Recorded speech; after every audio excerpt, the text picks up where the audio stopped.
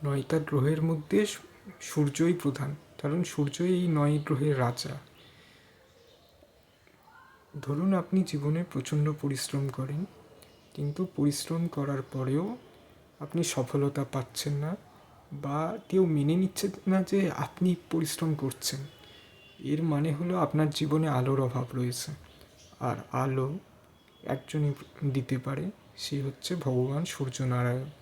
তাই সকালবেলা উঠে ভগবান সূর্যতে জল দেওয়া রেমেডিটা খুব একটা ভালো রেমেডি আমি মনে করি। কিন্তু তার চাইতেও ভালো হয় আপনারা যদি সূর্যোদয়ের আগে উঠতে পারেন। এবার সূর্যোদয়ের আগে উঠবেন, সেটা মানে অনেক সময় হয় যে সূর্যোদয়ের টাইমটা আপনারা জানেন না।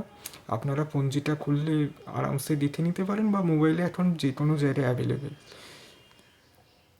এবার বিষয়টা হচ্ছে, অনেকে বলতে পারে এই জিনিসগুলো শোনার পর আমরা সকালে উঠতে পারি না, কারণ আমাদের রাত্রের বেলা নাইট শিফট থাকে। তাদের জন্য একটা সোজা সাপটা বিষয়, আপনারা আপনাদের কাজটা ঠিকমতো করছেন তো? হ্যাঁ, যদি মনে হয় যে করেছেন, তাহলে ভগবান সূর্য আপনাদের জন্য ঠিকই আছে। আর এই সময় আপনারা সমস্যার মুখে থাকলেও একটা সময় পরে ঠিক হয়ে যাবে, কারণ ভগবান সূর্য ডিসিপ্লিনকে রিপ্রেজেন্ট করে। তিনি প্রতিদিন একটা সময় উদয় হন, একটা সময় অস্ত যান, তার সময় ফিক্সড। আপনি সূর্যতে ভালো বললেন কি খারাপ বললেন, তাতে সূর্যের কোনো যায় আসে না। সূর্য নিজের কাজটা সিনসিয়ারলি সবসময় করে। আর একটা মানুষ যত নিজের কাজ সিনসিয়ারলি করে, একটা সময় সে সফলতা না পেলেও পরে সে সফলতা পেতে বাধ্য। প্রথম কথা হচ্ছে এটা। তাই সূর্যের রেমেডি করা খুব প্রয়োজনীয় একটা বিষয়। আপনার চার্টে শনি, রাহু, বৃহস্পতি বা অন্য যে কোনো গ্রহ যতই ভালো থাকুক, যতক্ষণ না পর্যন্ত সূর্য ভালো থাকছে, মানে আপনি আলো পাচ্ছেন, আপনি অন্ধকারটাকে তাড়াবেন কী করে আপনার ভেতর থেকে?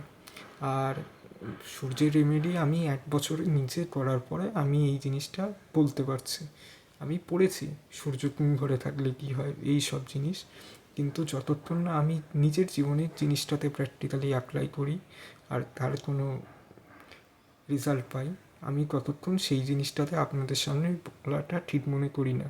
সেই জন্যই আমি এখন 1 বছর পরে চ্যানেলটা খুলেছি এবং আস্তে আস্তে বলা শুরু করেছি এই বিষয়গুলো নিয়ে।